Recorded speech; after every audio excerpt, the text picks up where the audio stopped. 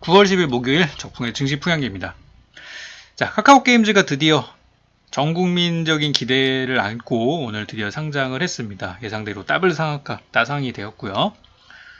개장과 동시에 이제 물량이 조금 나오긴 했습니다만, 뭐 대부분의 투자자들은 더 가져가는 그런 분위기고, 지난번에 있었던 SK 바이오팜 같은 종목들이 그래도 한 3번 정도는 급등을 해줬기 때문에 아마 그런 것들을 생각하고 투자를 들어가시는 것 같아요.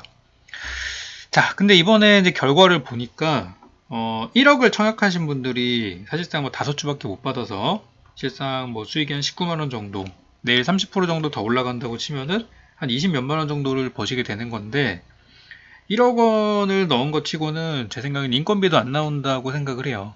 그래서 카카오 게임즈는 나중에 싸게 살 수 있는 기회는 또 온다고 보고 있기 때문에 지금은 카카오 게임즈는 그냥 재미로만 그냥 상한가에 물량 한번 걸어놔 놓으시고 뭐 잡히면 사는 거고 잡히면은 뭐 짧게 단타 한번 치는 거고 안 잡히면 말고라는 식으로 그냥 그렇게 이제 재미로만 상한가 그냥 물량 걸어 놓고 체결되면은 다음날에 이제 맛있는 점심 먹고 뭐 그 정도로만 보시는 게 저는 좋다고 생각해요. 실제 SK 바이오팜이라는 회사도 되게 좋은 회사잖아요. 되게 좋은 회사인데 그 한 3, 4일 뛰고 나서부터는 재미가 없죠. 지금까지 한 2달 정도 이렇게 횡보를 하고 있는 상태이기 때문에 저는 이제 추운 겨울이 오면은 SK 바이오팜을 산다고 예전부터 많이 말씀을 드렸었고 이제 그 시기로 이제 가는 것 같아요. 그래서 카카오 게임즈도 분명히 이 회사가 어디 진짜 쓰레기 회사가 아니라면은 살 수 있는 기회는 반드시 또 오기 마련입니다. 그리고 이제 지난번에 제가 예상을 했을 때 다른 게임주들이 좀 빠질 것 같다 그런 생각을 했었었는데 막상 오늘 증시를 보니까 뭐 NC소프트나 혹은 뭐 펄어비스 같은 이번에 그 K 뉴딜 지수에 포함됐던 게임주들은 괜찮았어요. 그리고 넵튠 같은 종목도 뭐 크래프톤이랑의 연관성이라든지 그리고 또 그 스포츠 베팅 게임이라든지 이런 것도 재료가 있다 보니까 아직까지 게임주가 죽을 자리들은 아니에요. 넷마블의 경우는 조금 조심할 필요는 있는데 다른 게임주들은 아직은 괜찮더라. 근데 이번에 K 뉴딜 지수에 포함된 종목들은 절대 단기로 접근하시면 재미는 없을 거고 앞으로 뭐 6개월, 1년 정도 추세를 보신다고 하면은 저는 반드시 수익이 날 거라고 봐요. 그래서 이런 게임주들은 아직은 상승 여력이 더 있기 때문에 들어가서도 되고 기존에 있는 분들은 아직 팔 자리는 아니다라고 설명을 드립니다. 자, 그리고 다음으로 이제 볼만한 부분들이 오늘 이제 증시를 보면 뭐 오늘뿐만 아니라 한 1, 2주 정도 엄청 잘 가는 테마가 바로 그린 뉴딜이죠. 태양광, 풍력, 2차전지, 수소차, 거기서 좀 더 나아가서 뭐 수소차 충전소라든지 스마트 그리드라든지 모든 에너지, 이 친환경에 관련된 종목들을 우리가 그린 뉴딜이라고 얘기를 하는데 이 그린 뉴딜이라는 게 이게 정말 대단한 거예요. 최근에 보면은 뭐 후성, 한솔홈데코, 뭐 휴캠스, KC코트렐 이런 이제 탄소 배출권 테마들도 올라가고 있다는 부분을 확인할 수가 있는데 이거는 이제 우리나라만 이 그린 뉴딜이 뭐 정부 주도해서 가는 건 아니고 전 세계적인 트렌드입니다. 우리나라가 그동안에 같이 보조를 맞췄어야 되는데 안 한 거예요. 그래서 이거는 저는 전 세계 함께하는 추세이기 때문에 매매는 어떻게 해야 되냐면 오른 종목을 따라가는 것은 우리 고수분들이 하는 거고 우리 초보분들, 우리 주린이 분들 같은 경우는 어차피 이슈는 계속해서 우리가 만나게 될 것이고 우리 문 대통령 남은 임기 동안에 계속 지겹게 봐야 되는 테마이기 때문에 밀리는 걸 사세요. 밀리는 거. 좋은 실적을 가지고 있고 우량한 종목이라면 빠지는 거 사세요. 그냥 음봉 나오는 거 사시고 그러면은 양봉통해서 단타도 할 수 있고 아마 한 달 안쪽으로 아무리 못 간다 하더라도 한 달 안쪽으로 수익 구간이 반드시 나올 거기 때문에 그린 뉴딜은 그렇게 보시고 막 상한가 세 방씩 한 거 그런 것만 안 따라 붙으시면 되겠습니다. 그리고 이제 가는 말이 더 가지만 쉬는 말은 없었다. 예를 들어서 이제 뭐 코로나 바이러스 치료제 같은 것들 이번에 아스트라제네카가 이틀 전에 백신 임상을 중단했다. 그리고 다시 할 것이다라는 얘기들이 보여주면서 아직 이 치료제와 백신 이슈는 진행 중이라는 것을 확인해주고 있습니다. 특히 우리 중국이나 러시아 같은 데는 벌써부터 약이 나오고 있고 근데 그 출처가 중국 러시아이기 때문에 좀 믿음은 좀 덜 가지만은 그런 데도 있는데 우리나라는 아직까지 사람한테 사용할 수 있는 약이 없죠. 지금 현재까지는 뭐 원숭이라든지 동물 실험을 하고 있는 단계이고, 다른 나라에 비해서 우리나라의 약 진행 상황이 상당히 늦다는 거는 알고 계셔야 돼요. 그러니까 투자하시는 분들도, 여러분들이 투자하시는 회사는 이 바이오 제약계에서 1등 기업은 아니고, 뭐 글로벌적으로 보면은 좀 이제 중위권이나 하위권에 있는 종목에 투자한다고 생각을 하시는 게 맞다고 저는 봅니다. 그래서 지금은 이제 순전히 100% 기대감으로 가고 있는 것이고, 뭐 이름은 10월달, 뭐 약이 나올 수도 있다는 얘기들이 있기는 하지만, 뭐 이렇게 큰 기대는 하지 마시고, 큰 기대하지 말란 얘기는 몰빵하지 말란 얘기입니다. 몰빵하지 마시고, 적당히 수익 날 때마다 끊어가면서, 예전처럼 현 구간 대비해서 시젠처럼 막 10배씩 가는 종목들은 안 나올 거예요. 가봤자 뭐 한 5, 60%, 좀 많이 가면 100% 정도가 한계일 거니까 중간에 치고 빠지기를 지금 제약주 같은 경우는 잘 하셔야 되는 시기라고 보고 있습니다. 아직 진행 중이다. 네, 포기하지는 마시고 그렇다고 몰빵하지 마시고요. 저 같은 경우도 바이오 제약은 항상 단타로만 저희는 대응을 하고 있어요. 시세주만 팔고 눌리면은 아래에서 한번 싸게 잡아보고, 절대 저는 음봉에서만 삽니다. 그리고 이제 그 다음 볼만한 것들이 디지털 뉴딜에 대한 언급들이 슬슬 나오고 있어요. 그동안 그린 뉴딜이 좀 피곤하죠. 하도 뭐 풍력태양광 맨날 보다 보니까 조금 피로한 게 사실이에요. 그래서 최근에 디지털 뉴딜에 대한 부분들도 언급이 많이 나오고 있는 상태이고, 이 디지털 뉴딜이 참 재밌는 게 뭐냐면, 그린 뉴딜도 정말 방대하지만 디지털 뉴딜도 엄청나게 방대합니다.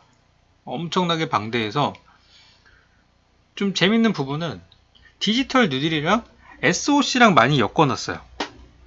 디지털 뉴딜이랑 SOC랑 많이 엮어가지고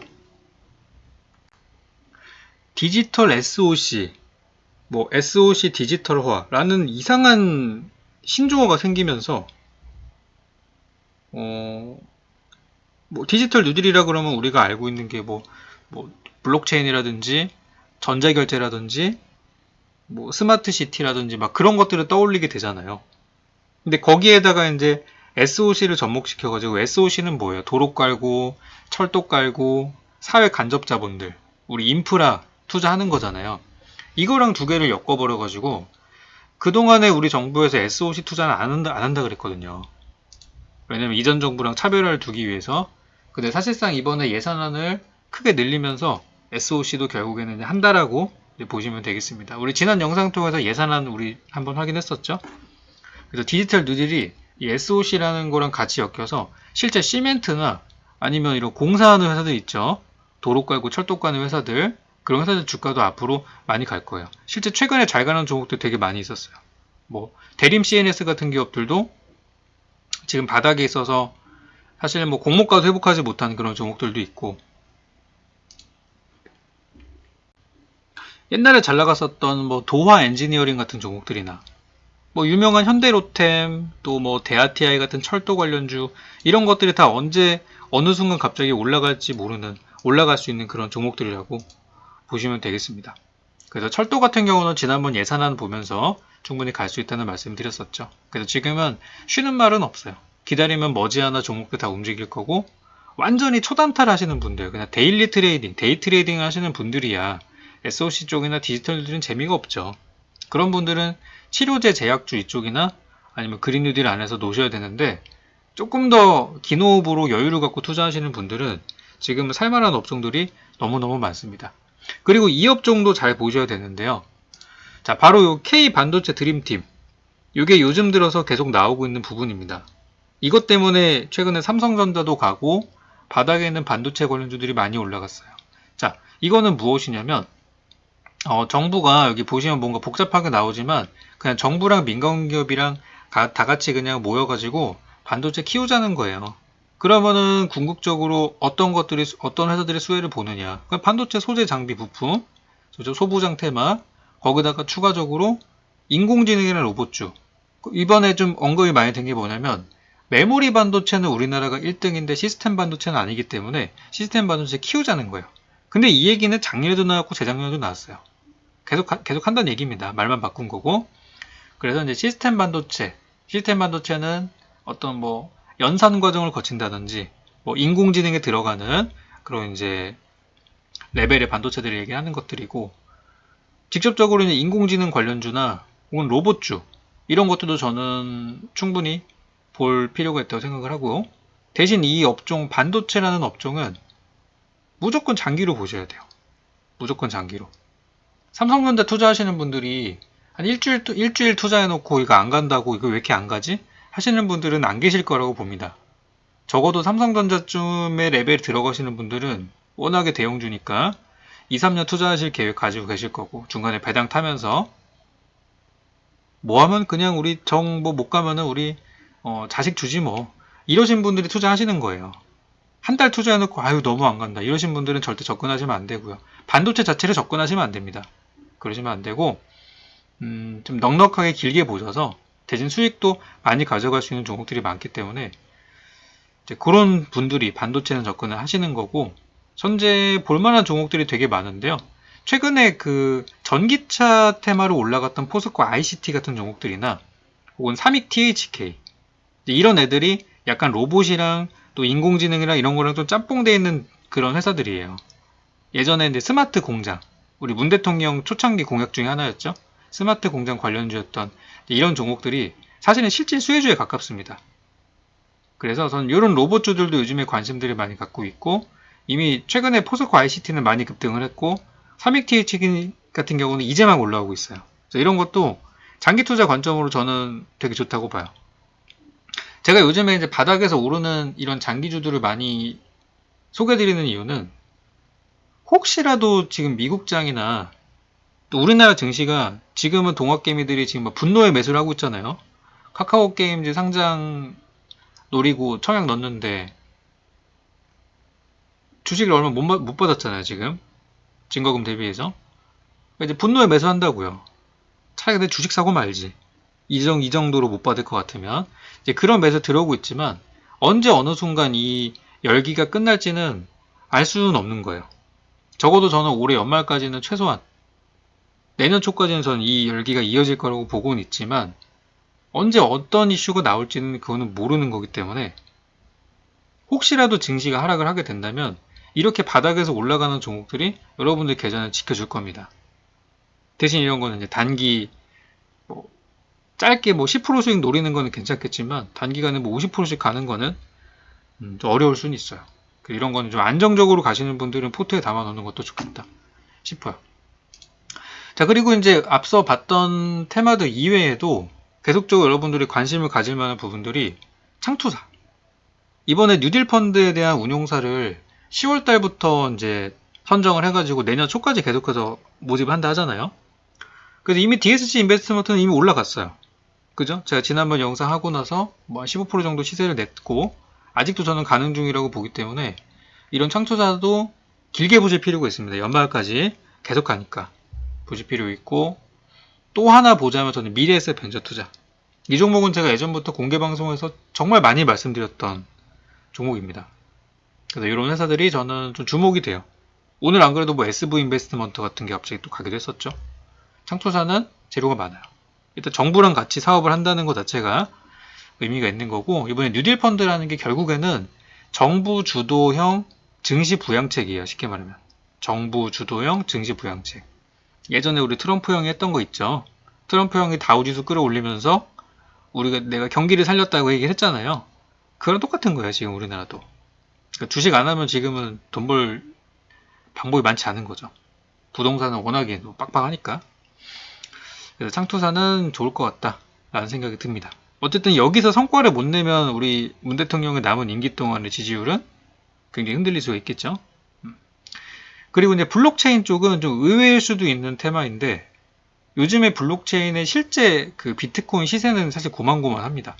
한 두어 달 전에 좀 한번 시세 한번 치다가 요즘에는 그냥 뭐 횡보세 좀 약한 흐름들인데, 블록체인 관련된 종목들이 이번에 내년 예산 안에서 블록체인이 포함이 분명 예산이 있었고, 거기다가 내년부터는 이 블록체인, 이 가상화폐 거래에 대해서 20%의 세금을 매기겠다고 하게 되면서, 사실상 이제 자산 편입화가 된 거나 다름이 없잖아요.